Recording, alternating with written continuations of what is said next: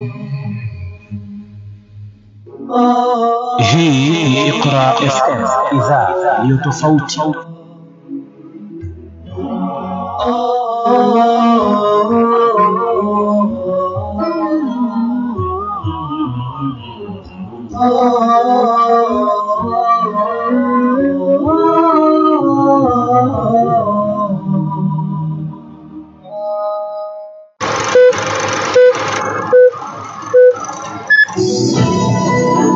Chumba cha habari cha Iqra 95.0 FM Nairobi. Hii ni Dira ya Siku. Waziri Oparanya bado ana kesi ya kujibu kuhusu ufisadi. Mahakama yasema 5 wajeruhiwa baada ya afisa kufyatua risasi kimakosa mahakamani. Na Lissu agoma kuendelea na kesi, ataka wanachama wasizuiwe mahakamani.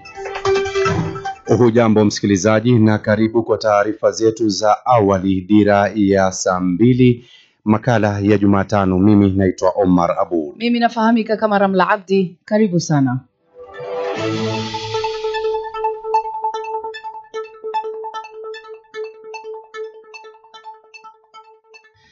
Na kutupigia bismillahi taarifa zetu kwa kina asubuhi hii ya leo.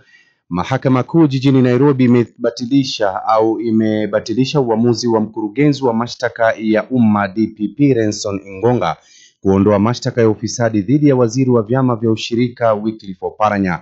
Oparanya anakabiliwa na mashtaka ya ufisadi ya kima cha shilingi milioni 56.7 kutoka kwa wakurugenzi wa kampuni ya Sabema International Limited na ile ya Sesela Resources Limited wakati alipohudumu kama governor wa Kakamega. EACC ikisema Oparanya alitumia fedha hizo kujilimbikizia mali katika mtaa wa kifahari wa Karen.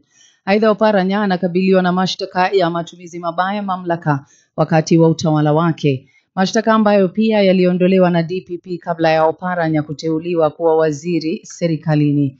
Hata hivyo, kwenye uamuzi wake mahakama imetaja hatua ya kuondoa mashtaka dhidi ya gavana huyo wa zamani wa Kakamega kuwa isiyokuwa ya kikatiba. Na tukisalia bado mahakamani, ni kuwa mahakama kuu imetoa hati ya kukamatwa kwa raia wa Uingereza anayeshukiwa kumuua mwanamke mwenye umri wa miaka 21 zaidi ya miaka 10 iliyopita. Agnes Wanjiru aliuawa mnamo Machi 2012 na mwili wake baadaye ukapatikana kwenye tanki la maji taka la hoteli moja katika mji wa Nanyuki karibu na miezi mitatu baada ya kudaiwa kujivinjari na wanajeshi wa Uingereza. Waendesha mashtaka wanasema Wanjiru aliuawa katika nyumba ya kulala wageni mnamo Machi mwaka 2012 na mwili wake baadaye ukapatikana kwenye shimo la maji taka. Jaji Alexander Muteti amesema waendesha mashtaka walitoa ushahidi wa kutosha kumtaka mshukiwa kufika mbele ya mahakama ya Kenya kujibu mashtaka. Wakili anayewakilisha familia ya Wanjiru, Kamau Mbiu, amesema kwamba uamuzi huo ni hatua kuelekea kuanza kwa mchakato wa kurejeshwa nchini Kenya kwa mshukiwa huyo raia wa Uingereza.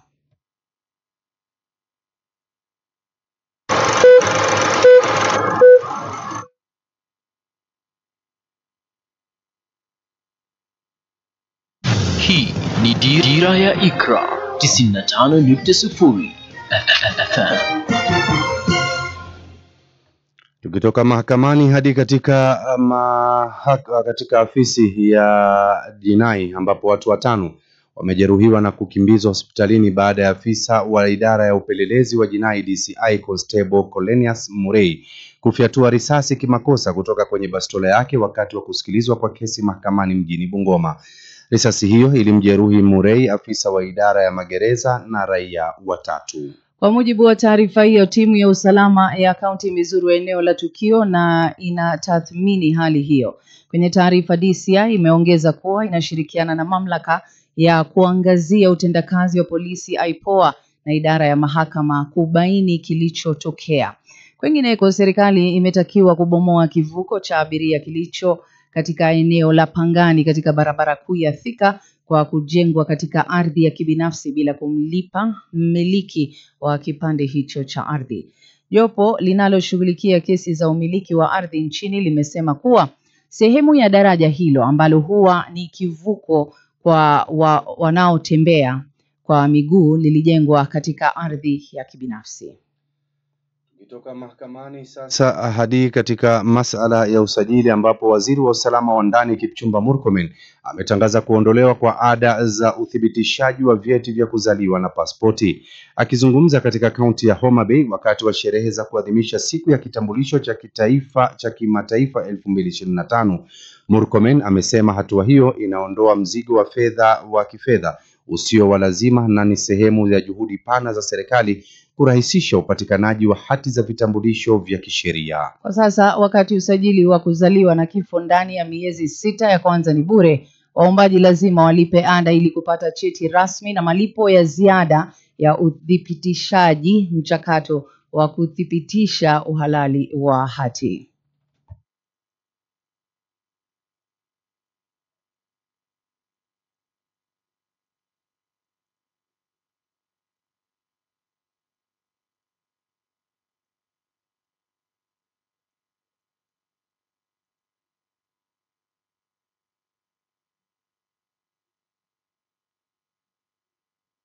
There are so many people. It's estimated that over 1 million people in Kenya of adult age, and I'm not talking about those who have just turned 18, 19, 20. I'm saying people who are 30, 40, who have not taken ID. It's estimated that over 1 million people are just living within Kenya without ID. Therefore, they cannot be employed, they can't get SHA, they cannot vote. There are so many rights they don't exercise and the benefits they don't get from their own country because they don't have national ID. And it's important that we emphasize this fact. Wakenya nao wakilalamikia kuhusiana na ada hiyo wakisema kuwa ni ghali mno na hawawezi kumudu. Wakati huo huo, mashirika ya kutetea haki za kibinadamu yamesema ada hizi zinasababisha ubaguzi kinyume na haki ya kimsingi zinazotakiwa kuwa bure. Sasa kwanza kuna fee wameongeza maneno ya birth certificate. Zamani ilikuwa birth certificate ina range from 50 to 150. But now it's different. Sasa kuna 250 to 500 late registration. Na pia kuna changamoto nyingine yote napata ni the replacement ya the ID card kwa sababu lazima mtu alipie 1050. So watu wakiona mimi kama mtu for example mtu mwenye na watoto wengi ataona ata prefer chakula ama ata prefer documentation. So ataona ana priority yake ni gani. Tukitoka katika suala hilo la usajili, tuzame katika masala ya elimu ambapo sekta ya elimu inakodolea janga jingine baada ya wafanyikazi wa vyuo vikuu wakiwemo wahadhiri kutangaza kuwa wataanza mgomo wao leo Jumatano. Hatua hiyo huenda ikalemaza masomo katika vyuo vikuu vingi vya umma siku chache baada ya vyuo hivyo kurejelea masomo yao. Wafanyikazi hao wanashinikiza serikali kuwalipa malimbikizi ya mshahara wa shilingi bilioni 2.73 na marupurupu ya kuanzia mwaka 2021. Mgomo umeitishwa na chama cha UWASU, kile cha wafanyikazi wa vyuo vikuu nchini Kenya KUSU, pamoja na kile cha KUDHEIHA. Vyama hivyo vikisema vimeamua kususia kazi baada ya kumalizika kwa makataa ya kuitaka serikali kuwalipa malimbikizi yao. Si hayo tu, wahadhiri pia wanashinikiza utekelezaji kamili wa mkataba wa makubaliano wa mwaka 2021 hadi mwaka 2025. Katika juhudi za dakika za mwisho za kuepusha mgomo huo, waziri wa elimu Julius Ogamba ameahidi kuwa wafanyikazi hao watalipwa fedha zao kufikia mwishoni mwa mwezi huu. Na kutoka huko darasani hadi katika viwanja hivi sasa ambapo Faith Kipyegon amenyakua nishani ya 4 ya dhahabu ya dunia katika mbio za mita 1500 na ya 3 mtawalia jana jioni mjini Tokyo nchini Japan. Kipyegon amekimbia mbio hizo kwa muda wa dakika 3 sekunde 52.15 huku Dorcas Ewoi aliyekuwa akishiriki mashindano ya dunia kwa mara ya kwanza akinyakua fedha kwa dakika 3 sekunde 54.94. Jessica Hall wa Australia ameshinda shaba kwa muda wa dakika 3 sekunde 55.15 na Eneli Chepchirchir wa Kenya akaridhia nafasi ya 4. Bingwa huyo mara 3 wa Olimpiki ndiye mwanariadha wa kwanza kunyakua dhahabu 4 za dunia mwaka 2017, mwaka 2022 na mwaka 2023 na mwaka huu.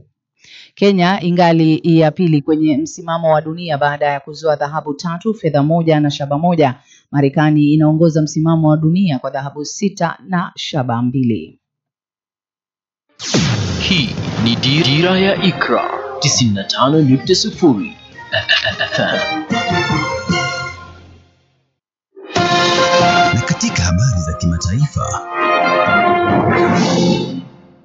ni kuwa mwenyekiti wa chama kikuu cha upinzani Chadema nchini Tanzania ameiambia mahakama kwamba hayuko tayari kuendelea na kesi yake ya uhaini inayomkabili hadi pale wanachama wa wafuasi wake watakapokuwa wanaruhusiwa kuingia mahakamani. Akizungumza mbele ya majaji watatu, Lissu amesema kesi yake inapaswa kusikilizwa hadharani, lakini maafisa wa polisi wamekuwa wakiwazuia wanachama wake kuingia ndani ya mahakama. Ameomba mahakama itoe mwongozo wa haraka kwa kuwa ni majaji pekee walio na mamlaka ya kutoa mwongozo wowote mahakamani kwa mujibu wa sheria. Baada ya hoja hiyo kuwasilishwa, jaji kiongozi Danstan Ndunguru ameahirisha kesi hiyo kwa muda na kusema watarejea kutoa maamuzi. Jana kulitokea makabiliano kati ya baadhi ya polisi na wanachama wa Chadema nje ya mahakama. Polisi walidai vurugu hizo zilisababishwa na wanachama waliokataa kufuata maelezo yao. Mwisho wa Dira asubuhi ya leo, mpenzi msikilizaji, dakika nazo zikiwa 15 zimetoweka baada ya saa 2. Bila shaka utaweza kupokea Dira kamili ya siku ya leo itimiapo saa 12 jioni. Kwa niaba ya mwenzangu Omar Abud, mimi nafahamika kama Ramla Abdi. Endelea kuwa nasi.